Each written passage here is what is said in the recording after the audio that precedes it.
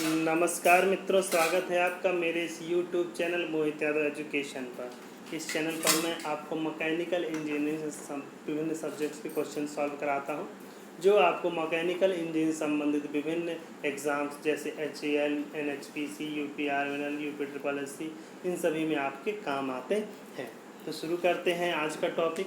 इससे पहले मैंने आपको fluid mechanics, thermodynamics, heat transfer और इन सभी संबंधित अनेक प्रश्नों को सॉल्व करा दिया है।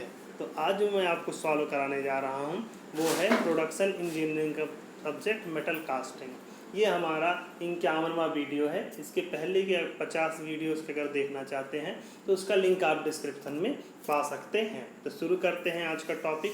तो शुरू करते हैं। सबसे पहला क्वेश्चन जो आपके सामने है वो दिया है, match list 1 product and list 2 process of manufacturing.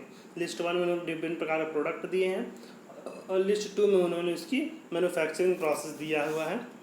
तो दोनों की सहायता से हमको इसको मैच कराना है। देखिए, पहला दिया हो ऑटोमोबाइल पिस्टन इन एल्यूमिनियम अलॉय, दूसरा दिया है engine crankshaft in spheroidal graphite iron, तीसरा दिया है कार्बोरेटर हाउसिंग इन एल्यूमिनियम बॉडी, डी दिया है कास्टिंग टाइटेनियम ब्लेड्स।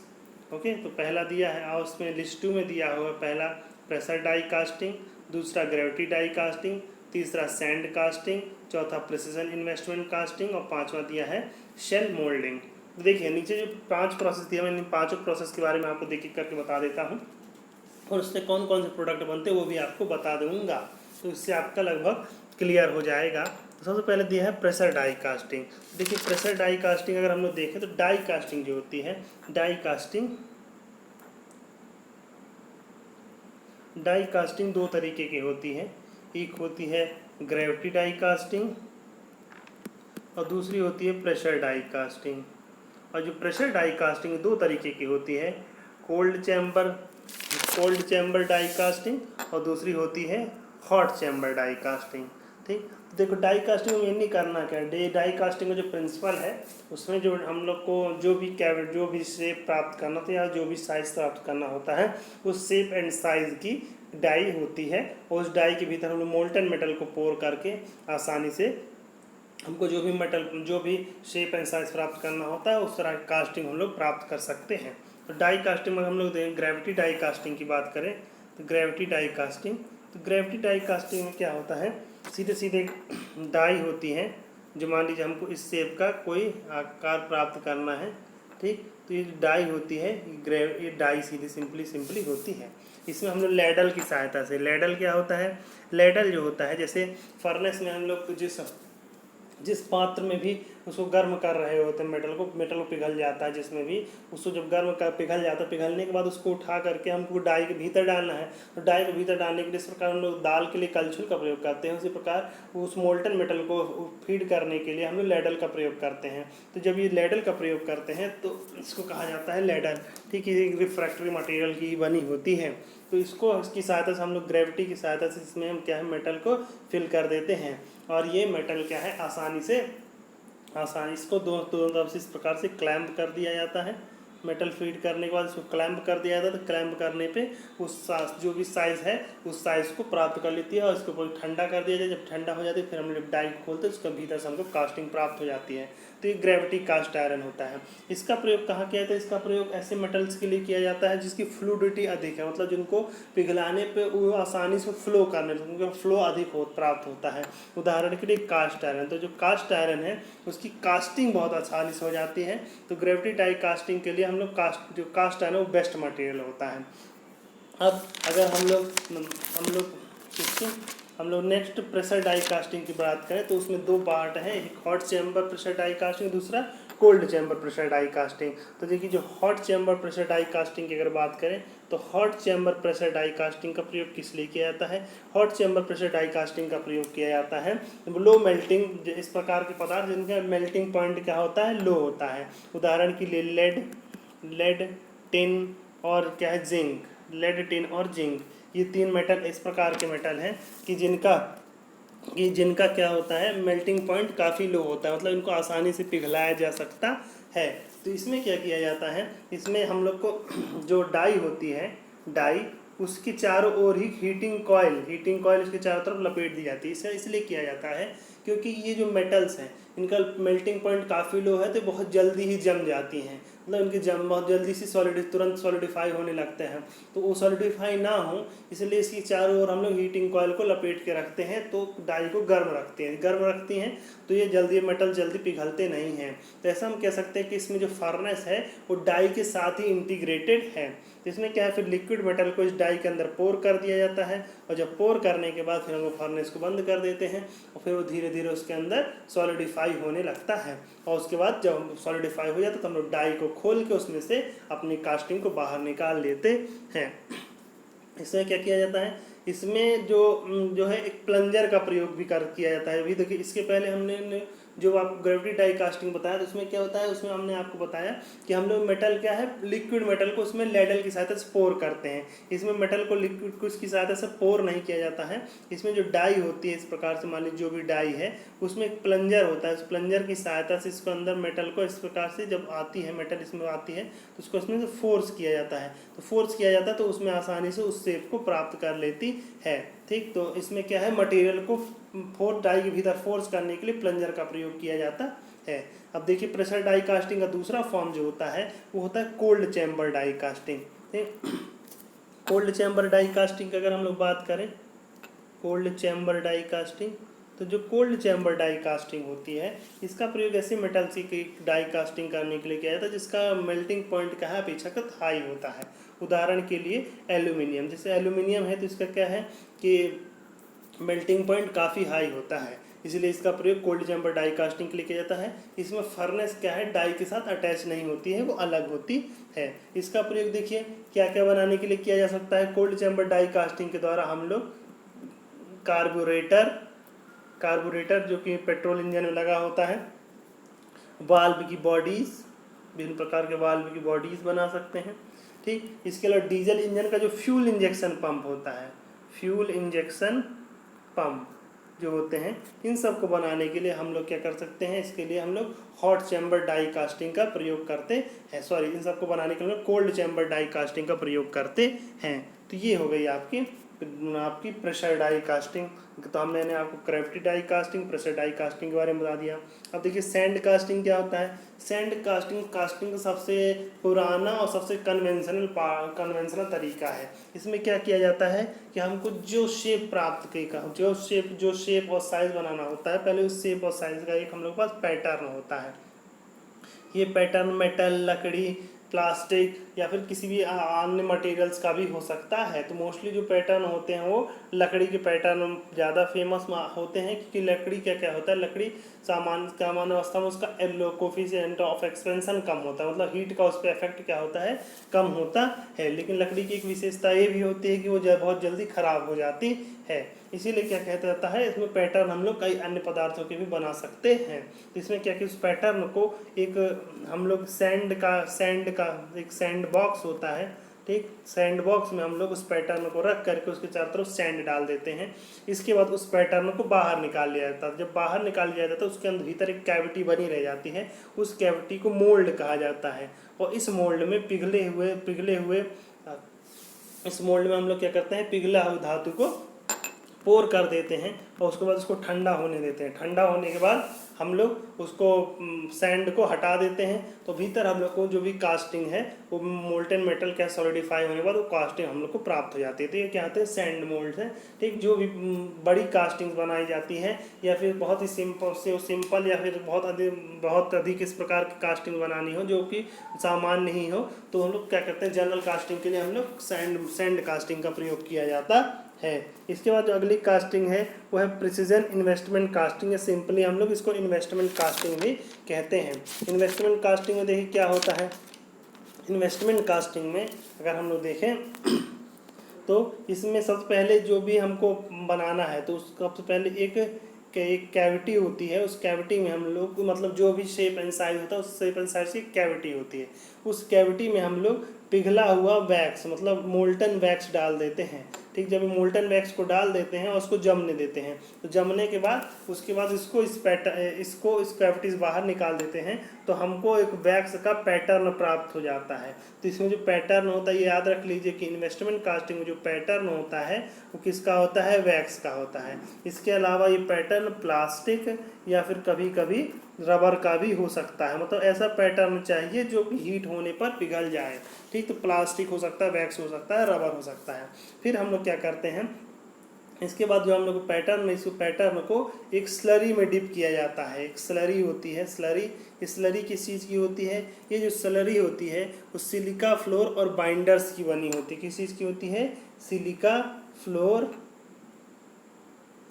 फ्लोर और बाइंडर्स उसमें होते हैं। इसके द्वारा हम लोग उस स्लरी में इसको डिप करते हैं, उस स्लरी में इसको डिप करते हैं इस पैटर्न को। तो इस पैटर्न के चारों ओर स्लरी का एक पतली परत जम जाती है।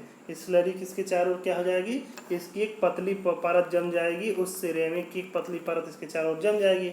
इसके बाद हम लोग इसको हीट कर देते हैं। तो हीट कर देते हैं तो इसमें जो पिघला हुआ ये वैक्स है वो पिघल जाता है और इसके बाहर निकल जाता है। तो फिर इस प्रकार जब वैक्स बाहर निकल जाता है तो हमको स्लरी की एक पतली सी कोटिंग प्राप्त होती है। स्लरी की, जैसे जो भी स्लरी है सिर्फ स्लरी ही शेष रह जाता है, सिर्फ क्या है, स्लरी शेष रह जाता है, क्योंकि उसके अंदर का वैक्स बाहर चला जाता है। तो ये स्लरी है, इस स्लरी का हमको एक पतली सी हॉलो कैविटी प्राप्त होती है। इस कैविटी में हम लोग क्या करते हैं कि जो भी मेटल है वो हम लोग इसमें मोल्टन मेटल इसके अंदर पोर कर देते हैं। जब हम लोग उसके भीतर मोल्टन मेटल को पोर कर देने के बाद उसको थोड़ी देर चारों तरफ घुमाया जाता है। ठीक, और उसके बाद इसको घुमाने के बाद तो एक पतली लेयर जितनी सॉलिडिफाई होनी होती है इस स्लरी के भीतर की सॉलिडिफाई हो जाती है। उसके बाद बाकी जो मेटल बचा है उसको फिर से बाहर निकाल दिया जाता है। तो इसके भीतर मेटल की एक पतली सी लेयर जम जाती है। ठीक, तो इसको क्या कहा जाता है, इसको कहा जाता है, ये जो पूरा प्रोसेस है ये प्रोसेस कहलाता है इन्वेस्टमेंट कास्टिंग। ये प्रोसेस इन्वेस्टमेंट कास्टिंग क्यों कहलाता है, क्योंकि इसमें जो भी हमारा पैटर्न है, चाहे प्लास्टिक हो, वैक्स हो या रबर हो, वो क्या है पूरी तरह से पिघल करके इन्वेस्ट हो जाता है, मतलब पूरी तरह से वो समाप्त हो जाता है। मतलब जितनी बार हमको कोई प्रोडक्ट बनाना है उतनी बार हमको नया पैटर्न बनाना होता है। ठीक, तो इस प्रकार से ये जो होता है इन्वेस्टमेंट कास्टिंग कहलाता है। इन्वेस्टमेंट कास्टिंग की विशेषताएं क्या होती हैं, इन्वेस्टमेंट कास्टिंग विशेषताएं होती है इससे हम लोग कोई भी कॉम्प्लेक्स प्रोडक्ट बना सकते हैं, किसी प्रकार का भी कॉम्प्लेक्स प्रोडक्ट बनाया जा सकता है। ठीक, इसके अलावा दो और के फायदे होते हैं कि इसमें जो थिन जैसे कि बहुत थिन प्रोडक्ट्स बनाने हैं जिसमें बहुत ही फाइन डिज़ाइन की गई है, जैसे बहुत कोई ज्वेलरी बनानी है गोल्ड की या कोई इस प्रकार की ज्वेलरी बनानी है जो बहुत पतली बनानी है, साथ में उसके ऊपर जो डिज़ाइन बना हुआ है, ठीक, वो डिज़ाइन भी बना रहे थे। ऐसी स्थिति में हम लोग क्या इन्वेस्टमेंट कास्टिंग का प्रयोग करते हैं। इन्वेस्टमेंट कास्टिंग के द्वारा उसके ऊपर जो वेरी फाइन डिटेल्स हैं वो भी आसान से बनी रहती है। इसमें जो टॉलरेंस प्राप्त होता है काफ़ी क्लोज होता है, मतलब इसमें काफ़ी मटेरियल जो होता है उसका काफ़ी क्लोज टॉलरेंस तक हम लोग प्राप्त कर सकते हैं। और जिसमें सरफेस फिनिश होता है वो भी वेरी गुड होता है, इसमें जो सरफेस फिनिश है वो भी बहुत अच्छा होता है। तो इन्वेस्टमेंट कास्टिंग का प्रयोग इस तरह से बनाया जाता है। इन्वेस्टमेंट कास्टिंग के द्वारा हम लोग क्या क्या बना सकते हैं, इन्वेस्टमेंट कास्टिंग के द्वारा हम लोग ज्वेलरी, जैसे विभिन्न प्रकार की ज्वेलरी बनानी होती है गोल्ड की या फिर किसी अन्य पदार्थ की ज्वेलरी बना सकते हैं। सर्जिकल इक्विपमेंट्स बना सकते हैं। साथ ही हम लोग टरबाइन की ब्लेड्स बना सकते हैं। ये बहुत ही इंपॉर्टेंट है, ये याद कर लीजिए कि टरबाइन की ब्लेड्स को किस मेथड द्वारा बनाया जाता है। तो टरबाइन की ब्लेड को इन्वेस्टमेंट कास्टिंग के द्वारा बनाया जाता है। तो टरबाइन की ब्लेड को किस बनाया जाता है, टरबाइन की ब्लेड को इन्वेस्टमेंट कास्टिंग के द्वारा ही बनाया जाता है। ठीक, टरबाइन की ब्लेड का क्रॉस सेक्शन क्या होता है, टरबाइन की ब्लेड का जो क्रॉस सेक्शन होता है वो एरोफॉइल सेक्शन होता है। ठीक, एरोफॉइल सेक्शन होता है। ठीक, एरोफॉइल सेक्शन होता है, बहुत एग्जाम में पूछा जाता है कि टरबाइन ब्लेड का सेक्शन क्या होता है, टरबाइन ब्लेड का सेक्शन एरोफॉइल होता है और वो किस मेथड से बनाई जाती है, तो इन्वेस्टमेंट कास्टिंग के द्वारा बनाई जाती है। अगला क्वेश्चन ले लेते हैं। अगला क्वेश्चन नहीं, sand casting, precision investment casting, इसके बाद शेल मोल्डिंग के बारे में आपको बता देते हैं। देखिए शेल मोल्डिंग क्या होता है, शेल मोल्डिंग इसमें जो है हम लोग इसमें जो प्रयोग करते हैं थर्मोसेटिंग रेजिन का प्रयोग करते हैं। किसका प्रयोग करते हैं, थर्मोसेटिंग रेजिन, थर्मोसेटिंग रेजिन का प्रयोग किया जाता है। ठीक, तो थर्मोसेटिंग रेजिन का प्रयोग करते हैं। इसके लिए सबसे पहले हम लोग एक पेस्ट बना लेते हैं थर्मोसेटिंग रेजिन का। वो कैसे बनता है, वो बनाया जाता है उसके लिए फाइन ग्रेन की सिलिका लेते हैं, मतलब सिलिका लेते हैं जिसका ग्रेन्स काफ़ी फाइन होते हैं। साथ में इसमें ऐड किया जाता है फेनोलिक रेजिन में ऐड किए जाते हैं। ये जो फेनोलिक रेजिन होता है ये वास्तव में क्या होता है, ये फॉर्मेल्डिहाइड होता है, फेनोल फॉर्मेल्डिहाइड होता है। जो फेनोलिक रेजिन होता है ये मेनली आपको होता है फेनोल फॉर्मेल्डिहाइड। ठीक, फॉर्मेल्डिहाइड होता है। साथ में इसको हम लोग ऐड करते हैं इसमें अल्कोहल। साथ में क्या किया जाता है, अल्कोहल ऐड किया जाता है। अल्कोहल क्या करता है, अल्कोहल एक वर्किंग रिएक्टिंग एजेंट की तरह काम करता है। तो इस प्रकार से हमारा एक पेस्ट तैयार हो जाता है। फिर इसमें क्या किया जाता है, हम लोग पैटर्न लेते हैं। पैटर्न जो होता है, पैटर्न मोस्टली या तो कास्ट आयरन का बना होता है या एल्यूमिनियम का बना होता है। तो सपोज ये हमारा पैटर्न है। ठीक, इस प्रकार से पैटर्न होता है। इस पैटर्न में हम लोग क्या करते हैं, इसमें इसको एक इस प्रकार के बॉक्स में रखा जाता है और इसके जो हम लोग ने अभी पेस्ट बनाया था जिसको हम लोग क्या कहते हैं थर्मोसेटिंग रेजिन कहते हैं, वो उसके ऊपर रख दिया जाता है। फिर इस बॉक्स को हम लोग पलट देते हैं। इस बॉक्स को हम लोग पलट देते हैं तो इसके ऊपर थर्मोसेटिंग रेजिन का एक लेयर पूरी ऐसी चढ़ी हुई रहती है। फिर इसको कुछ देर के लिए इसी प्रकार से छोड़ दिया जाता है। वो जो टाइमिंग होता है उसको जो टाइमिंग होता है वही इसके लिए सबसे इम्पॉर्टेंट होता है। इसको जितने ज़्यादा समय के लिए छोड़ेंगे इसके ऊपर रेजिन उतना अधिक अभिक्रिया करेगा और उतनी ही मोटी लेयर इसके ऊपर चढ़ा लेगा। तो ये प्रकार की एक लेयर प्राप्त हो जाती है। फिर ये इसके बाद उसको हम लोग इस लेयर को उसमें से अलग कर देते हैं। ठीक, तो पैटर्न से भी अलग हो जाता है और उस प्रकार से और रेजिन से भी। तो इस प्रकार से हम मान लीजिए पैटर्न की एक पतली सी लेयर इस प्रकार से प्राप्त हो जाती है। इस लेयर को मान लीजिए एक लेयर है, इसी प्रकार की एक दूसरी लेयर भी बना लिए। तो इस प्रकार से हमको 2 लेयर इस प्रकार से प्राप्त हो गई। तो इस प्रकार दोनों लेयरों को हम लोग आसानी से जोड़ दिए। फिर इसमें क्या है, आसानी से इस प्रकार से हमारा जो बन जाता है इसको क्या चीज़ कहलाती है, शेल कहलाती है। चीज़ जो हम लोग को पैटर्न प्राप्त हो गई है ये क्या कहलाती है, ये चीज़ कहलाती है शेल कहलाती है। फिर वही तरीका जो हम लोग जो अभी इन्वेस्टमेंट कास्टिंग में किए थे, क्या करते थे, इसमें मोल्टन मेटल को भीतर डाला जाता है और जितनी देर हम लोग को जितनी मोटी थिकनेस चाहिए उतनी देर तक के लिए इसको सॉलिडिफाई होने दिया जाता है। फिर उसके बाद मोल्टन मेटल को बाहर निकाल लिया जाता है। उसके बाद इस शेल को दोनों तरफ से खोल देते हैं और तो फिर अगर हम दोनों तरफ से खोल देते हैं तो इसके भीतर हमको जो भी अभी मटेरियल है इस प्रकार की पतली सी कास्टिंग प्राप्त हो जाती है। ठीक, तो इस प्रकार से कहलाती है शेल मोल्डिंग। इसको सेल मोल्डिंग क्यों कहते हैं, इसको सेल मोल्डिंग इसलिए कहते हैं क्योंकि इसमें पहले हम लोग शेल का निर्माण करते हैं।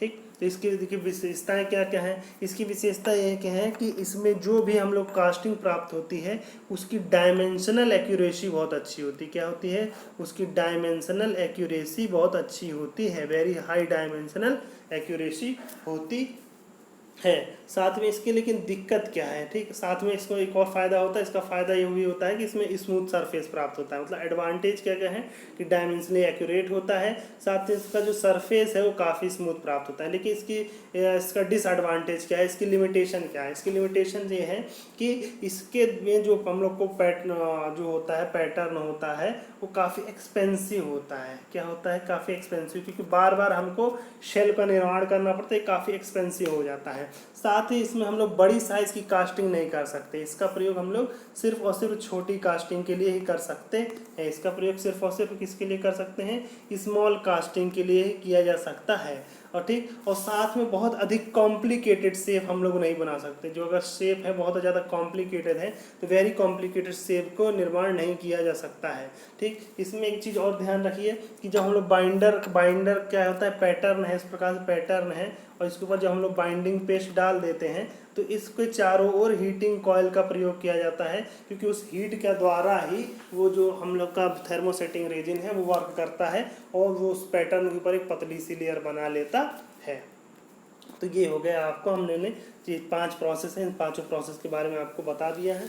ठीक, तो अब हम लोग मैच कर लेते हैं। तो सबसे पहले इन्होंने कहा है कि automobile piston and aluminium Alois, aluminium alloy का ऑटोमोबाइल पिस्टन बनाना है। तो हम लोग कैसे बनाएंगे, तो वो जो बनाते हैं हम लोग वो ग्रेविटी डाई कास्टिंग से बनाया जाता है। किससे बनाया जाता है? ग्रेविटी डाई कास्टिंग के लिए। तो ए के लिए क्या हो जाएगा? 2। तो ए के लिए 2 कहाँ है? ए में है और सी में है। उसके बाद जो दूसरा दिया है engine crankshaft in spheroidal graphite iron. Engine crankshaft जो है वो किस मेथड से बनाया जाता है? तो इंजन का जो क्रैंकशाफ्ट होता है वो सैंड कास्टिंग से बनाया जाता है। देखिए जो इंजन क्रैंकशाफ्ट मोस्टली तो अगर बनाया जाए तो वो फोर्जिंग से बनाएंगे। फोर्जिंग से बनाएंगे जब हम लोग का इस प्रकार का मेटल हो कि जिसमें क्या है ग्रेफाइट की मात्रा कम हो। ठीक, तो मतलब जैसे लो कार्बन स्टील है और मीडियम कार्बन स्टील है, तो इन सब को अगर बनाना होता है तब हम लोग क्या करते हैं उसको फोर्जिंग से बनाते हैं मोस्टली। लेकिन उन्होंने क्या कहा स्फेरॉइडल ग्रेफाइट का आयरन, इसमें क्या है एक प्रकार का एक कास्ट आयरन। तो कास्ट आयरन का जब हम लोग क्रैंकशाफ्ट बनाते हैं तो किससे बनाते हैं? सैंड कास्टिंग से बनाया जाता है। तो बी के लिए क्या हो जाता है? बी के लिए 3। तो बी के लिए 3 कहाँ है? इन दोनों में से ए में है, तो ए हमारा करेक्ट आंसर हो गया। बाकी चीज़ें हम लोग चूज कर लेते हैं। सी क्या है? कार्बोरेटर हाउसिंग इन एल्यूमिनियम एलॉय। एल्यूमिनियम एलॉय की कार्बोरेटर हाउसिंग किस चीज़ की बनाई जाती है? तो कार्बोरेटर हाउसिंग इन एल्यूमिनियम एलॉय जो बनाई जाती है वो दिया प्रेशर डाई कास्टिंग से बनाई जाती है। मैंने अभी आपको बताया था कि cold chamber pressure die casting द्वारा हम लोग कार्बोरेटर भी बनाते हैं, कार्बोरेटर की बॉडी ही बनाते हैं। ये आखिरी दिया cast titanium blades. Cast titanium blades मतलब टाइटेनियम की ब्लेड्स क्या किस चीज़ की होती हैं? टरबाइन की होती है। जो टरबाइन की ब्लेड्स होती हैं किस चीज़ की बनी होती है? टाइटेनियम की बनी होती है। तो टरबाइन ब्लेड्स हम लोग किस मेथड बनाएंगे? इन्वेस्टमेंट कास्टिंग से बनाएंगे। ठीक, तो इसमें क्या दिया है? सेल मोल्डिंग दे रखा, तो हम लोग सेल मोल्डिंग से भी बना सकते हैं, साथ ही इन्वेस्टमेंट कास्टिंग से भी बनाना चाहिए। तो इसका बेस्ट ऑप्शन जो होता है इसका यहाँ पे अगर हम लोग 4 दिया हो तो तब भी सही है, लेकिन बाकी चीज़ें फिर इसमें सेट नहीं हो पाती। इसलिए देखिए जो हम लोग को है टरबाइन के ब्लेड्स को हम लोग सेल मोल्डिंग से बना सकते हैं, लेकिन बेस्ट मेथड क्या होता है? बेस्ट मेथड है उसका कि हम लोग उसको किससे बनाए? उसको इन्वेस्टमेंट कास्टिंग से बनाए। तो अगर हम लोग इन्वेस्टमेंट कास्टिंग वाला लेते हैं तो ये हो जाता है, लेकिन बाकी चीज़ें शिफ्ट से फिर सेट नहीं हो पाती हैं। इसीलिए वो उसका आंसर जो बेस्ट आंसर जो हम लोग चूज़ कर सकते हैं वो क्या कर सकते हैं? ए। इसका आंसर क्या हो गया? ए। आगे बढ़ते हैं। अगला क्वेश्चन है consider the following ingredients used in moulding. Moulding में प्रयोग होने वाले इंग्रेडिएंट्स के बारे में विचार करना है। They are used in shell moulding casting include. Shell moulding में किसका प्रयोग किया जाता है? ठीक, तो देखिए इसमें कहा है कि सेल मोल्डिंग, तो मैंने आपको बताया किस किस चीज़ का प्रयोग किया जाता है। तो क्या ड्राई सिलिका सैंड, पहले उन्होंने क्या कहा है कि ड्राई सिलिका सैंड का प्रयोग, तो मैंने आपको क्या कहा कि फाइन ग्रेन सिलिका का प्रयोग किया था। तो यही ड्राई सिलिका सैंड ही फाइन ग्रेन सिलिका होती है। अभी मैंने आपको बता रहा था जब सेल मोल्डिंग के बारे में। हाँ, क्ले का प्रयोग किया था, क्ले का प्रयोग हमने नहीं किया था। फिनॉल फार्मेल्डिहाइड का प्रयोग किया जाता है। मैंने आपको तो किस लिए किया था? एक प्रकार का फेनोलिक रेजन होता है। चौथा दिया है सोडियम सिलिकेट। तो क्या हमने सोडियम सिलिकेट का प्रयोग किया? सोडियम सिलिकेट का प्रयोग नहीं किया जाता है। तो देखिए सेल मोल्डिंग में जो थर्मोसेटिंग रेजिन वो किस किस चीज़ से मिलकर बना होता है? सबसे पहले उसमें क्या होता है? फाइन ग्रेन सिलिका, मतलब एकदम फाइन ग्रेन वाली सिलिका यूज़ की जाती है। साथ में फेनोलिक रेजिन यूज़ किया जाता है। ये फेनोलिक रेजिन मेनली किस चीज़ का होता है? ये होता है फेनॉल फार्मेल्डिहाइड होता है। फिनॉल फार्मेल्डिहाइड होता है। साथ में क्या यूज़ करते हैं? अल्कोहल। तो हम लोगों ने देखिए क्या है इन दोनों में चूज़ कर लिया कौन कौन से मटेरियल यूज़ किए जाते हैं? ड्राई सिलिका सैंड और फिनॉल फार्मेल्डिहाइड, मतलब 1 और 3। तो 1 और 3 कहाँ दिया हो? 1 और 3 सी में दिया हुआ था। हमारा आंसर क्या हो जाएगा? सी। अगला क्वेश्चन ले लेते हैं।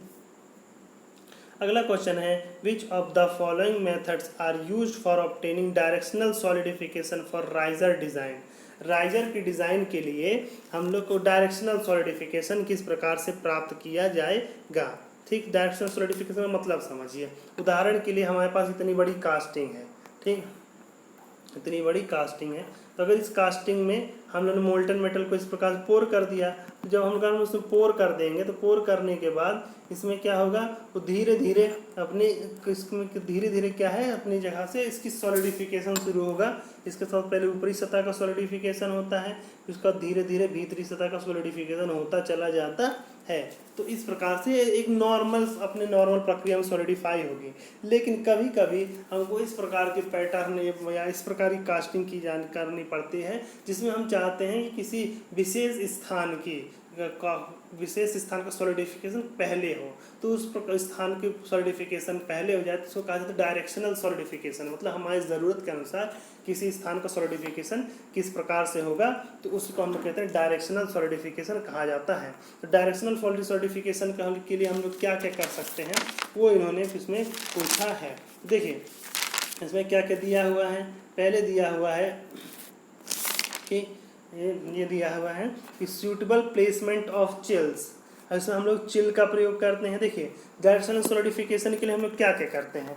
तो डायरेक्शनल सॉलिडिफिकेशन के लिए हम लोग चिल्स का प्रयोग करते हैं। चिल्स क्या होती हैं।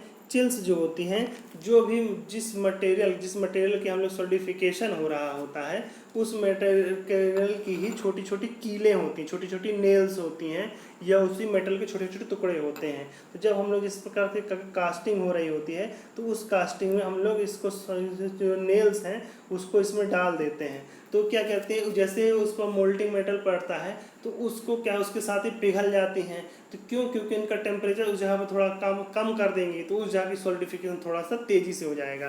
तो इसमें क्या कहते हैं, चिल्स का प्रयोग किया जाता है। इसके अलावा साथ में लोग पैडिंग्स का प्रयोग कर सकते हैं। पैडिंग्स क्या होते हैं, देखिए चिल्स के द्वारा हम लोग सॉलिडिफिकेशन रेट को बढ़ा सकते हैं। पैडिंग क्या करते हैं, जैसे ये कोई कास्टिंग है, हम लोग चाहते हैं कि इस जगह पे कास्टिंग बहुत स्लो हो तो इस तरह पर सॉलिडिफिकेशन स्लो, तो इसके हम लोग क्या करते हैं, इसके चारों तरफ पैडिंग लगा देते हैं। तो यहाँ से हीट लॉस कम हो पाता है। जब हीट लॉस कम होता है तो उस जगह पे पदार्थ का सॉलिडिफिकेशन बहुत धीरे धीरे होता है। तो इस प्रकार से हम लोग डायरेक्शनल सॉलिडिफिकेशन प्राप्त कर सकते हैं। तो चिल्स क्या है, कूलिंग रेट को बढ़ा देता है, पैडिंग कूलिंग रेट को कम कर देता है। तो इन दोनों का प्रयोग करके हम लोग आसानी से किसी भी प्रकार का डायरेक्शनल सॉलिडिफिकेशन आसानी से प्राप्त कर सकते हैं। ठीक, तो इसमें देखिए दो चीज़ें होती हैं, कास्टिंग चिल्स एंड पैडिंग्स। देखिए क्या होता है, इसका आंसर चूज कर लेते हैं। निम्न पूछा है, निम्न कौन कौन सी चीज़ की प्रयोग, directional solidification, suitable placement of chills का प्रयोग करके तो हाँ कर सकते हैं। दूसरा क्या है, सब सूटेबल प्लेसमेंट ऑफ चैपलेट्स। देखिए चैपलेट्स क्या है, सॉलिडिफिकेशन एक काम नहीं है तो इसका दूसरा काम होता है, वो मैं आपको बता दूंगा। दूसरा एम्प्लॉइंग पैडिंग का प्रयोग करके। हाँ, तो हम लोग क्या करके चिल्स और पैडिंग का प्रयोग करके हम लोग डायरेक्शनल सॉलिडिफिकेशन प्राप्त कर सकते हैं। तो इसका आंसर क्या है, इसका आंसर रहेगा 1 और 3। इसका आंसर क्या है, इसका आंसर है बी। अब देखिए मैं आपको चैपलेट्स का प्रयोग कर बता देता हूँ। जब कभी कभी क्या होता है, हम लोग को क्या बनाना पड़ता है, कभी कभी हम लोग को हॉलो कास्टिंग बनानी पड़ती है। इस प्रकार की कास्टिंग जिसके बीच में किसी प्रकार की हमको कैविटी बनानी है। सपोज मान लीजिए हम लोग को एक ऐसा सिलेंड्रिकल ऑब्जेक्ट बनाना है। इस सिलेंड्रिकल ऑब्जेक्ट में हम चाहते हैं कि बीच में इस प्रकार से क्या है, एक प्रकार का पूरा थ्रू आउट होल भी हो। तो इसी कंडीशन में इसके भीतर होल बनाने के लिए हम लोग क्या करते हैं, कोर का प्रयोग करते हैं। ठीक, तो कोर क्या होता है, ये हम लोग क्या करते हैं, इसमें कोर का प्रयोग करते हैं। इसमें जैसे ये हम लोग एक सैंड की कास्टिंग है, तो इसमें कास्टिंग में इस प्रकार का तो पहले हम लोग कैविटी बना लेते हैं। कैविटी के बाद हम लोग का कोर होता है। कोर मटेरियल जो होता है वो सैंड का बना होता है और उसमें लिनसीड ऑयल वगैरह का प्रयोग करके, बाइंडर का प्रयोग करके हम लोग कोर का निर्माण करते हैं। उस कोर को रख देते हैं। इसके बाद हम लोग इस पर मोल्टन मेटल को प्रयोग कर मोल्टन मेटल इसके चारों तरफ डाल देते हैं। तो मोल्टन मेटल सॉलिडिफाई हो जाता है और इसके बीच में जब हम लोग इसको बाहर निकालते हैं, क्योंकि हीट के कारण इसमें जो उपस्थित लिनसीड ऑयल है या बाइंडर है वो क्या है, एवापोरेट हो चुका होता है। तो वो जो हम लोग का ग्रीन सैंड है, या फिर ये कहें कि उसमें जो सैंड के वो बनी हुई होती है कोर, वो तो एकदम भुरभुरी हो जाती है, आसानी से उसमें से बाहर निकल जाती है। तो इस प्रकार से हम लोग को प्राप्त हो जाता है, हॉलो कास्टिंग प्राप्त हो जाता है। लेकिन एक ध्यान रखिए, कभी कभी ये जो कोर होता है ये इतना मजबूत नहीं होता है कि इस मोल्टन मेटल के प्रवाह को सह सके। तो इसके लिए हम लोग क्या करते हैं, इसके नीचे चैपलेट्स लगा देते हैं। चैपलेट्स किस प्रकार से लगा देते हैं, देखिए कैसे होते हैं चैपलेट जो होते हैं इस प्रकार के सपोर्ट्स होते हैं। इस प्रकार के सपोर्ट्स होते हैं जो इसको कोर को सपोर्ट करते हैं।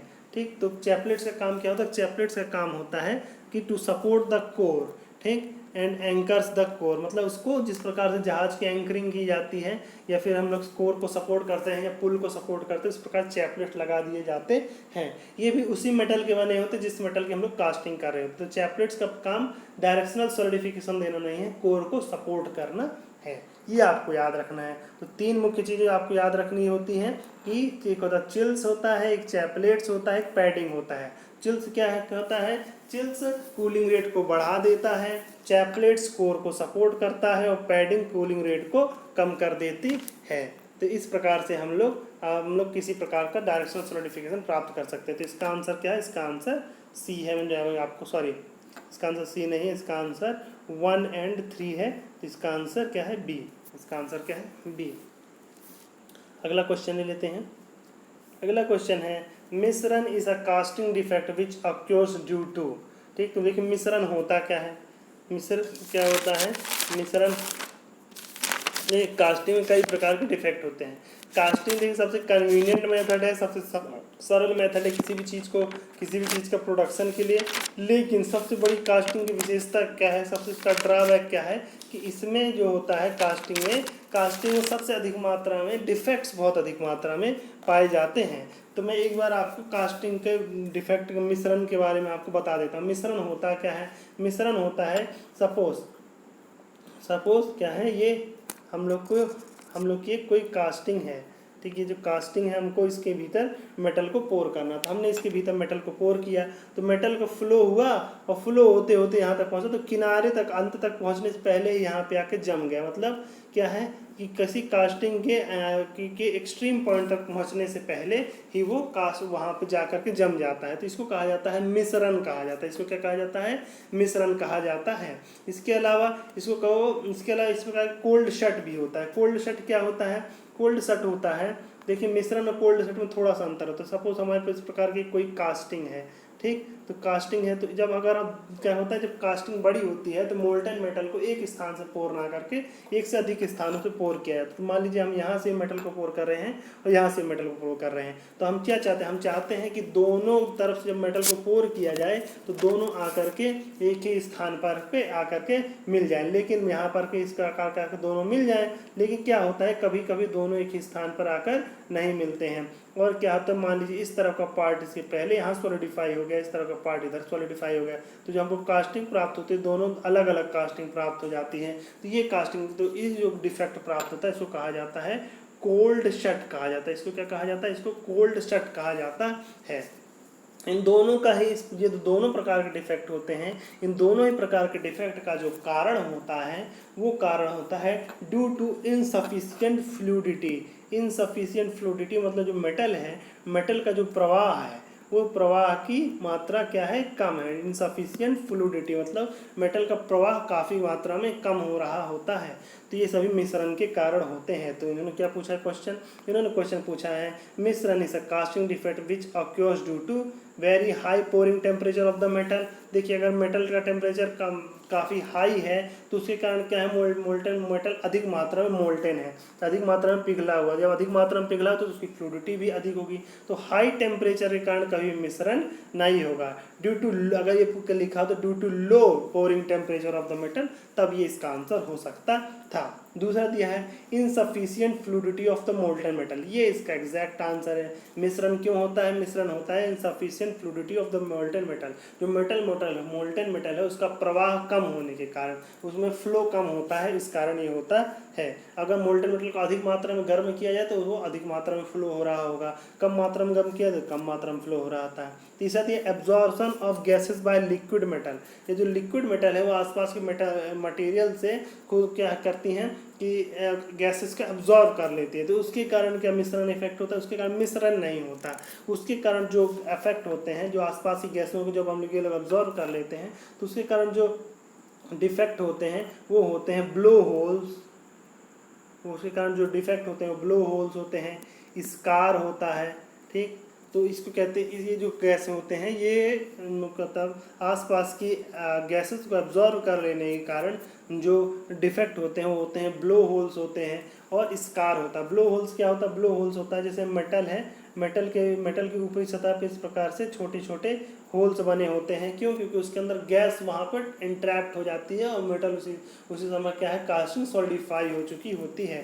तो इसको कहा जाता है ब्लो होल्स। स्कार क्या कहा जाता है? जब ढेर सारे ब्लो होल्स एक ही जगह इकट्ठे हो गए हों, ढेर सारे ब्लो होल क्या जब एक ही जगह इकट्ठा हो जाते हैं तो इस प्रकार से एक कैविटी बन जाती है। इसको कहा जाता है स्कार कहा जाता है। इसको क्या कहा जाता है? स्कार, या CAR, स्कार कहा जाता है।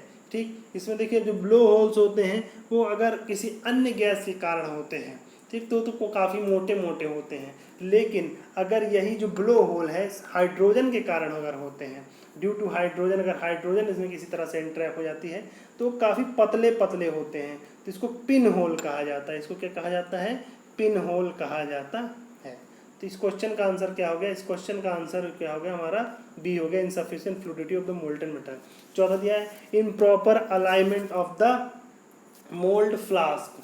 ठीक, तो जब in proper alignment of mould flask क्या होता है? जैसे हम लोग जब कास्टिंग कर रहे होते हैं तो उसमें जो नीचे का पार्ट होता है जिसमें हम लोग क्या करते हैं, नीचे एक पार्ट होता है और एक उसके ऊपर पार्ट होता है, मतलब जो मोल्डिंग शेल होती है दो पार्ट की होती है। तो नीचे वाले को क्या कहा जाता है? ड्रैग कहा जाता है, और ऊपर वाले को कहा जाता है कोप कहा जाता है। लेकिन अगर ये 2 पार्ट में ना हो, अगर 3 पार्ट में हो तो सबसे नीचे होगा इसको हम लोग ड्रैग कहेंगे, जो सबसे ऊपर होगा इसको हम लोग कोप कहेंगे, और जो बीच में होगा इसको हम लोग चीक कहेंगे। चीक मतलब गाल, जिसे हम लोग गाल होते हैं, गालों को चीक कहा जाता है, तो इसको चीक कहा जाता है। तो ऊपर का कोप, नीचे ड्रैग, बीच में चीक कहा जाता है। तो ये देखिए क्या जाता है, जब इम्प्रॉपर अलाइनमेंट होता है दोनों का, ठीक, तो इसको कहा जाता है, इसे मोल्ड शिफ्ट कहा जाता है। इसे क्या कहा जाता है? Mould shift. Mould shift. देखिए जैसे ये हम लोग का एक प्रकार की हम लोग का ड्रैग है, ठीक, तो कोप इसके जस्ट ऊपर होना चाहिए। तो जस्ट ऊपर ना होकर मान लीजिए थोड़ा इस तरफ शिफ्ट हो गया तो इसमें जो हम लोग को कास्टिंग प्राप्त होगी थोड़ी सी इस तरह टेढ़ी प्राप्त हो जाएगी। इसको कहा जाता है मोल्ड शिफ्ट कहा जाता है।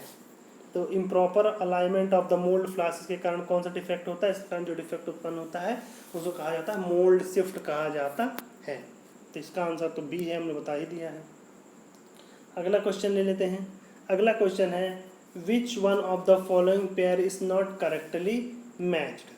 निम्नलिखित में किस पैटर्न, मतलब कौन सी चीज़ जो है वो करेक्टली मैच्ड नहीं है। तो विच, ठीक, तो पहले दिया एल्यूमिनियम एलॉय। एल्यूमिनियम एलॉय से हम लोग प्रेशर डाई कास्टिंग की जाती है। दूसरा ज्वेलरी लोस्ट वैक्स प्रोसेस। तीसरा large pieces centrifugal casting. Large wheels loam sand. ठीक, तो देखिए सबसे पहले दिया है एल्यूमिनियम एलॉय। मैंने आपको बताया था प्रेशर डाई कास्टिंग किससे की जाती है? प्रेशर डाई कास्टिंग के द्वारा हम लोग, तो देखिए इसमें जो पहला दिया है एल्यूमिनियम एलॉय पिस्टन। देखिए इसका अगर एल्यूमिनियम एलॉय का पिस्टन बनाना है, ये ध्यान रखिए, तो उससे देखिए हमने अभी आपको प्रेशर डाई कास्टिंग बता रहे थे, उसमें हमने आपको कोल्ड चैम्बर बताया, दूसरा हॉट चैम्बर बताया था। कोल्ड चैम्बर बताया तो इसके लिए हम लोग हाई मेल्टिंग पॉइंट एलॉय जैसे एल्यूमिनियम इसका प्रयोग करके हम लोग मेटल की कास्टिंग कर सकते हैं। लेकिन ध्यान रखिए इन्होंने क्या कहा, यहाँ पूछा एल्यूमिनियम एलॉय का पिस्टन। तो एल्यूमिनियम एलॉय का जो पिस्टन बनाया जाएगा वो किससे बनाया जाएगा? वो हमेशा ही ग्रेविटी डाई कास्टिंग से बनाया जाएगा। किससे बनाया जाएगा? ग्रेविटी डाई कास्टिंग से बनाया जाएगा, प्रेशर डाई कास्टिंग से नहीं बनाया जाएगा। ठीक, तो एल्यूमिनियम एलॉय का जो पिस्टन है वो हमेशा प्रेशर डाई कास्टिंग से ही बनाया जाएगा, इसीलिए इसका सही मैच नहीं है। दूसरा दिया jewellery lost wax process. Lost wax process जो अभी मैंने आपको बताया इन्वेस्टमेंट कास्टिंग। इन्वेस्टमेंट कास्टिंग के द्वारा हम लोग क्या ज्वेलरी बना लेते, तो ये सही है। तीसरा दिया हुआ है लार्ज पाइप्स। लार्ज पाइप्स कैसे बनाए जाते हैं? Centrifugal casting. हाँ, लार्ज पाइप्स किससे बनाया जाता है? सेंट्रीफ्यूगल कास्टिंग से बनाया जाता है। मैं आपको थोड़ा सेंट्रीफ्यूगल कास्टिंग के बारे में बता देता हूँ। देखिए सेंट्रीफ्यूगल कास्टिंग कैसा होता है। सेंट्रीफ्यूगल कास्टिंग में इसमें ये पैटर्न होता है, ये अपनी जगह पे लगातार जिस प्रकार से पैटर्न होता है और ये अपनी जगह पे लगातार इस प्रकार से रोटेट करता रहता है, और इसमें हम लोग लैडल की सहायता से पिघला हुआ मोल्टन मेटल लगातार डालते जाते हैं, जिसके कारण इसके चारों ओर एक मेटल की पतली सी लेयर बन जाती है जो कि क्या कहते हैं, जो पाइप का काम करती है। तो हम लोग को जो लार्ज, अगर तो इसका प्रयोग हम लोग कहाँ करेंगे? इसका प्रयोग जो होता है ये बेस्ट किस चीज़ के लिए बेस्ट होता है? बेस्ट होता है कास्ट आयरन के लिए। अगर हम लोग कास्ट आयरन की कास्टिंग करना चाहें तो उसके लिए कास्ट आयरन का पाइप जो बनाना, तो उसके लिए सेंट्रीफ्यूगल कास्टिंग जो होती है वो बेस्ट होती है। ठीक, इसके अलावा अगर हम लोग हॉलो सिलेंड्रिकल पाइप बनाना चाहें, हॉलो सिलेंड्रिकल पाइप बनाने के लिए, ठीक, लार्ज बुशिंग्स बनाने के लिए, बुशिंग अगर बहुत बड़ी बुशिंग्स बनानी होती है तब, ठीक। गन की बैरल बनाना है, बंदूक की बैरल बनाने के लिए, ठीक। उसके अलावा हॉलो शाफ्ट बनाना है, ठीक। ठीक। इसके अलावा जो होता है इन सब चीज़ों को बनाना है तो हम जैसे तो हम लोग क्या करेंगे कि सेंट्रीफ्यूगल कास्टिंग का प्रयोग किया जाता है, ठीक। तो देखिए सेंट्रीफ्यूगल कास्टिंग में हम लोग क्या करेंगे, जो सेंट्रीपिटल एक्सेलरेशन होता है, ठीक। देखिए सीधे सीधे समझिए कि जब भी कोई चीज़ ऐसे रोटेट कर रही होती है उसमें क्या है कि सेंट्रीपिटल एक्सेलरेशन होता है। ये जो सेंट्रीपिटल एक्सेलरेशन होता है इसकी वैल्यू लगभग होती है 60G से लेकर के 70G होती है।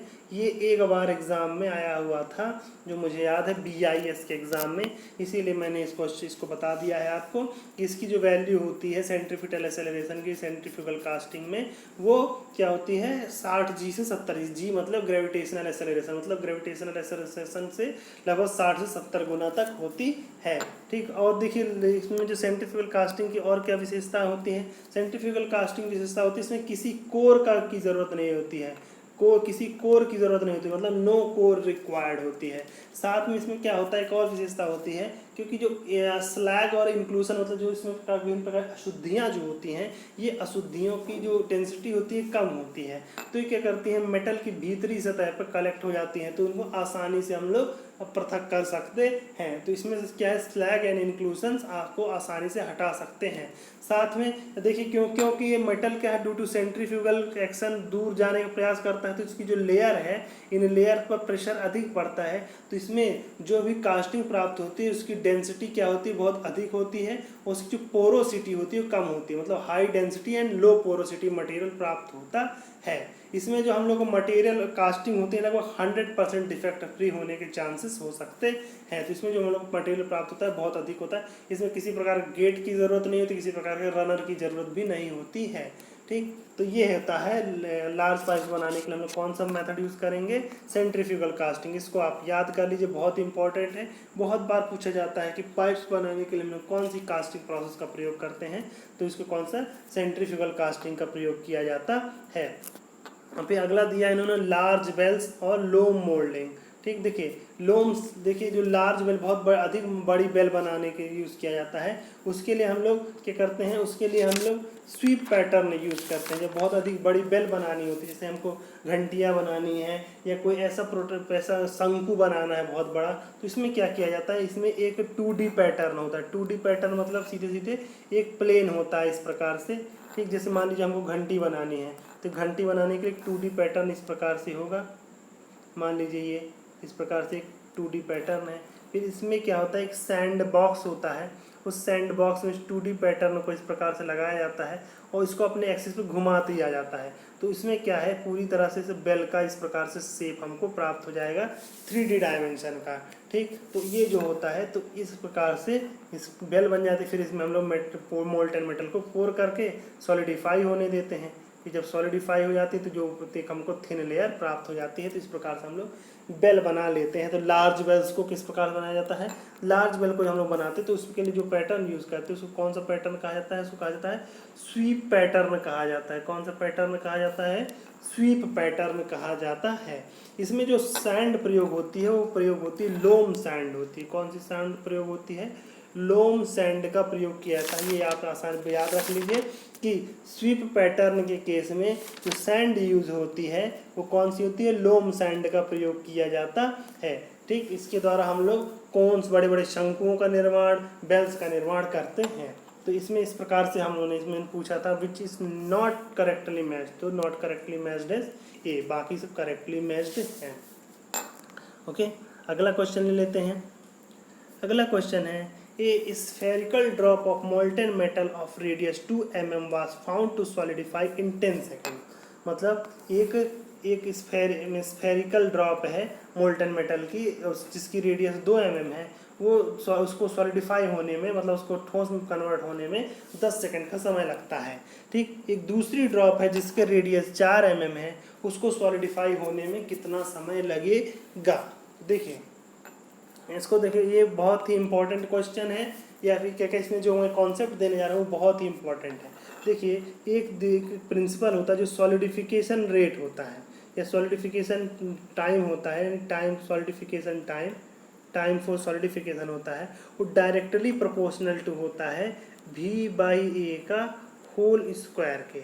मतलब किसी कास्टिंग की जो भी सॉलिडिफिकेशन हो रहा होगा वो क्या होगा, सॉलिडिफिकेशन होगा वो डायरेक्टली प्रोपोर्शनल, सॉलिडिफिकेशन टाइम जो होता है, टाइम ऑफ सॉलिडिफिकेशन टाइम, वो डायरेक्टली प्रोपोर्शनल टू होता है V/A। मतलब जो कास्टिंग है उसका वॉल्यूम और कास्टिंग का जो सरफेस एरिया है वो, ठीक, तो कास्टिंग की वॉल्यूम अपॉन सरफेस एरिया दोनों का अनुपात के वर्ग के बराबर होता है।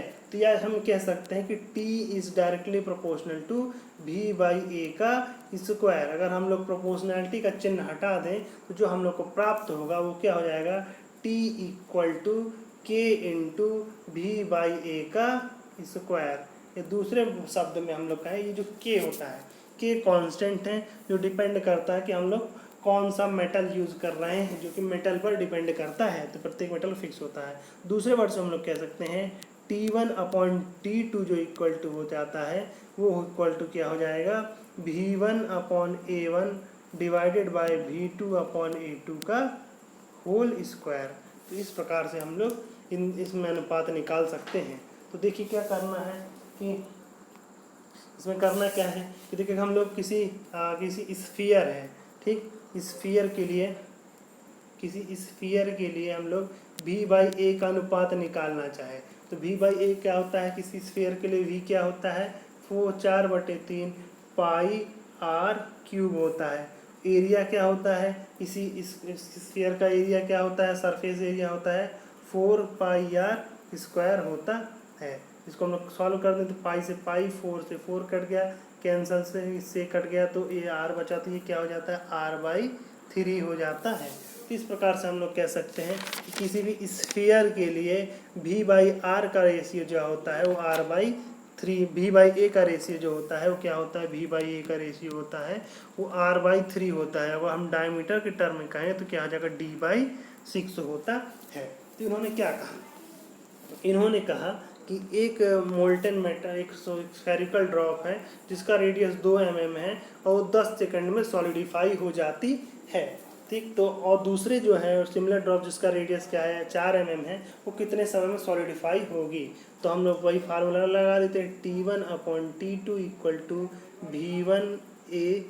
V1A1 बटे V2/A2 का स्क्वायर लगा देते हैं। तो T1 पहले केस में टाइम कितना दिया हुआ है, पहले केस में टाइम दिया है वो 10 सेकंड दिया हुआ है। T2 हमको निकालना है इक्वल टू V/A। पहले केस में हम लोग जानते हैं V/A की वैल्यू क्या होती है किसी स्फीयर के लिए, क्योंकि स्फेरिकल ड्रॉप है तो स्फीयर के लिए क्या होती है, r/3 होता है, r/3 होता है। तो इसमें r की वैल्यू क्या है, 2 दी है तो 2/3 ले लेंगे, बटे r2 केस में तो क्या हो जाएगा, 4 दिया तो 4/3 ले लेंगे और दोनों का हम लोग वर्ग कर देंगे। अब इसको सॉल्व कर दीजिए तो कितना हो जाएगा, 3 से 3 कैंसिल हो जाएगा, 1/2 कैंसिल हो जाएगा, तो ये 2 दूनी 4 तो हो जाएगा 10/T2 इक्वल टू 1/4। तो T2 की वैल्यू क्या हो जाएगी, T2 की वैल्यू हो जाएगी 10 इंटू 4, तो हो जाएगा कितना हो जाएगा T2 की वैल्यू आ जाएगी हम लोग की 10 इंटू 4 इक्वल टू 40 सेकेंड्स। क्या हो जाएगा, 40 सेकेंड्स। तो इस प्रकार से इस ड्रॉप को सॉलिडिफाई होने में कितना समय लगेगा, इस ड्रॉप को सॉलिडिफाई होने में 40 सेकेंड्स का समय लगेगा।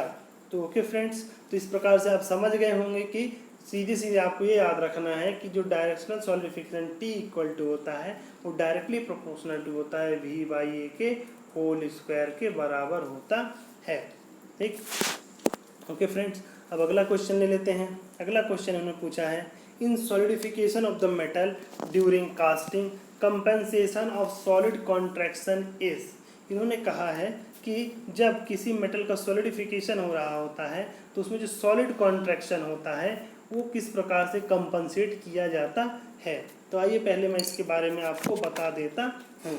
देखिए, अगर हम किसी मेटल को किसी कैविटी में पोर करते हैं इस प्रकार से, तो अगर हम इस पे टेम्परेचर ले लें और दूसरे पे टाइम ले ट्रांसफॉर्मेशन, तो क्या मालूम है कि हमने टीपी क्या है, पोरिंग टेम्परेचर, जिस टेम्परेचर हमने मेटल को पोर किया, तो ये हमने पोर किया, तो इसके बाद ये क्या है, ठंडा होना शुरू कर देगी। तो पहले ठंडी होकर के अपने फ्रीजिंग पॉइंट तक आएगी, ठीक, जैसे क्या है, जैसे अगर हम लोग क्या है पानी को ठंडा करना शुरू करते हैं तो पहले क्या है पानी का टेम्परेचर घटेगा, घट करके अपने फ्रीजिंग पॉइंट 0 डिग्री सेल्सियस पे आएगा।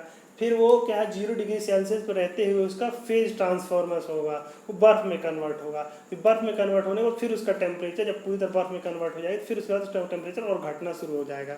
इसी प्रकार हम मेटल के बात में देखें तो मेटल क्या है, मेटल सबसे पहले हम जो पोरिंग टेम्परेचर मतलब जिस टेम्परेचर हम लोग मेटल को मेल्ट करके इसमें डालेंगे सबसे पहले वो ठंडा होना शुरू करेगी। ठंडा होते हुए मान लीजिए 1 पॉइंट से लेकर 2 पॉइंट उसका फ्रीजिंग पॉइंट है, तो अपने किस टेम्परेचर पे आएगी, फ्रीजिंग टेम्परेचर। मान लीजिए फ्रीजिंग टेम्परेचर हम लोग TF से दर्शा रहे हैं, TF से, ठीक, तो फ्रीजिंग पॉइंट तक आएगी।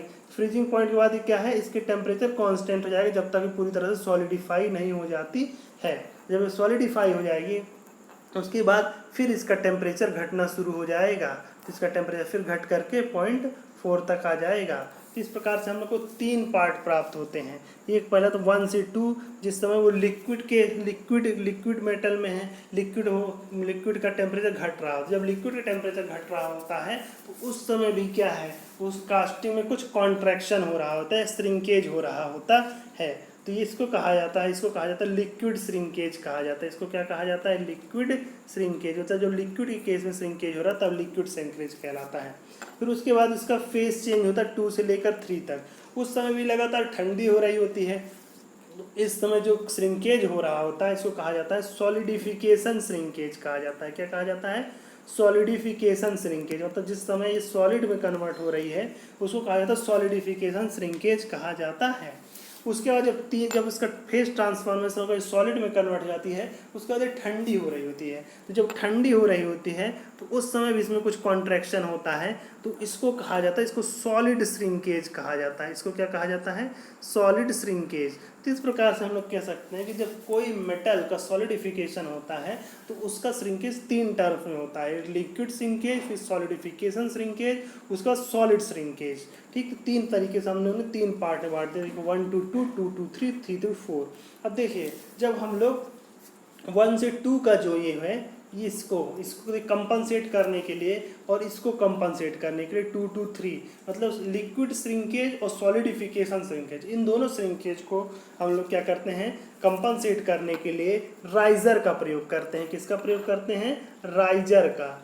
ठीक, जो हम लोग का जो गेट डिज़ाइन होता है उसमें राइजर होता है, उस राइजर का प्रयोग करते हैं। तो राइजर क्या क्या चीज़ कंपनसेट करता है, नंबर 1 लिक्विड श्रिंकेज को, लिक्विड श्रिंकेज किसको प्रयोग करता है, लिक्विड श्रिंकेज को क्या करता है, कंपनसेट करता है। और दूसरा किसको करता है, सॉलिडिफिकेशन श्रिंकेज को, सॉलिडिफिकेशन श्रिंकेज को, दोनों श्रिंकेज को क्या करता है, कंपनसेट करता है। मतलब जब ये श्रिंक होती है तो जो एक्स्ट्रा मेटल की ज़रूरत होती है वो राइजर से ही इसको सप्लाई की जाती है। तो राइजर को इस प्रकार से डिज़ाइन किया जाता है कि उसका सॉलिडिफिकेशन सबसे आखिरी में होता है। मतलब राइजर को इस प्रकार से डिज़ाइन किया जाता है कि पहले मेटल की सॉलिडिफिकेशन हो जाए उसके बाद राइजर का सॉलिडिफिकेशन हो। तो लिक्विड श्रिंकेज और सॉलिडिफिकेशन श्रिंकेज को जस्टिफाई करने के लिए, उसको कंपनसेट करने के लिए हम लोग क्या यूज़ करते हैं, राइजर का प्रयोग करते हैं। लेकिन सॉलिड श्रिंकेज क्या है, सॉलिड श्रिंकेज जब मेटल क्या है मतलब सॉलिडिफाई हो गया उसके बाद उसका टेम्परेचर कम हो रहा होता है, उसको कंपनसेट करने के लिए उसमें क्या किया जाता है, उसमें श्रिंकेज अलाउंस दिया जाता है। क्या किया जाता है, उसमें श्रिंकेज अलाउंस दिया जाता है, उसमें श्रिंकेज अलाउंस दिया जाता है। तो इस प्रकार से हम लोग का आंसर क्या हो जाएगा, हम लोग का क्वेश्चन पूछा गया है कि सॉलिडिफिकेशन के दौरान, ठीक, solid metal during compensation of solid contraction किस प्रकार से जस्टिफाई किया जाता है, सॉलिड श्रिंकेज कैसे कंपनसेट किया जाता है, तो उसके लिए श्रिंकेज अलाउंस की दिया जाता है। तो क्या दिया है श्रिंकेज, आंसर देखिए ए दिया है, providing by the over size pattern. देखिए तो ओवर, यही इसका आंसर है। आंसर इसका कैसे ये भी बता देते हैं। तो जो सॉलिड श्रिंकेज होता है, श्रिंकेज अलाउंस को कैसे जाता है, मान लीजिए कि हमको इतनी बड़ी कास्टिंग चाहिए, तो इसमें क्या किया जाता है कि जब हम पैटर्न बना रहे हो तो पैटर्न को हम लोग थोड़ा सा बड़ा बनाते हैं। इससे क्या होता है कि जब हम लोग कैविटी बनेगी या उसका मोल्ड प्राप्त होगा वो भी थोड़ा बड़ा प्राप्त होगा। तो जब उसमें हम लोग मेटल को डाल देंगे तो अधिक मात्रा में मेटल को ले लेगा, और जब वो श्रिंकेज होगा तो वो श्रिंकेज घट करके फिर से जो भी कास्टिंग है हमारी उस कास्टिंग के साइज में हमको कास्टिंग प्राप्त हो जाएगी।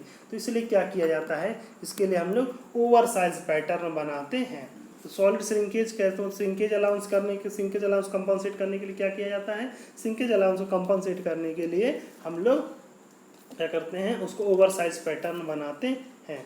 और क्या दिया है, achieved by properly pressed risers, नहीं। Obtaining by promoting directional solidification, ये भी नहीं। और made by providing chills, chills भी नहीं। ठीक, तो मैंने चिल्स, चैपलेट्स और क्या कहते हैं बाकी डायरेक्शनल सॉलिडिफिकेशन के बारे में आपको बता ही दिया है। ओके फ्रेंड्स, तो इस पार्ट के लिए इतना ही, फिर मिलेंगे आपसे नए क्वेश्चंस के साथ। अभी मेटल कास्टिंग है सिर्फ पहला भाग है, अभी दूसरा भाग, अभी इसके बाद जस्ट बाद दूसरा भाग आएगा। तब तक के लिए आप अपनी तैयारी जारी रखिए। यदि आपको इससे पहले की वीडियोस देखने हैं तो उसका लिंक आपको डिस्क्रिप्शन में मिल जाएगा। साथ में भी आप चाहते हैं कि यूपीआरओ की सैलरी, यहाँ का जॉब प्रोफाइल या अन्य कोई जानकारी चाहते हैं तो उस प्रकार की वीडियोज़ का लिंक भी आप डिस्क्रिप्शन में प्राप्त कर सकते हैं। आप चाहे तो हमारा टेलीग्राम चैनल ज्वाइन कर सकते हैं, जिसका लिंक नीचे डिस्क्रिप्शन में दिया हुआ है। इसके अलावा आप टेलीग्राम से मुझसे प्रश्न भी पूछ सकते हैं, वो आप पर्सनली भी पूछ सकते हैं। ठीक, तो क्या एक तो उसके लिए भी आप टेलीग्राम पर मुझसे संपर्क कर सकते हैं। तो बने रहिए हमारे साथ। अगर आपको किसी प्रकार का डाउट हो तो नीचे कमेंट बॉक्स में कमेंट करके पूछ सकते हैं, इसका मैं जवाब जरूर देता हूं। फिर मिलेंगे आपसे नए प्रश्नों के साथ। तब तक के लिए आप अपनी तैयारी जारी रखिए, क्योंकि कोई भी लक्ष्य बड़ा नहीं, हारा वही जो लड़ा नहीं। धन्यवाद।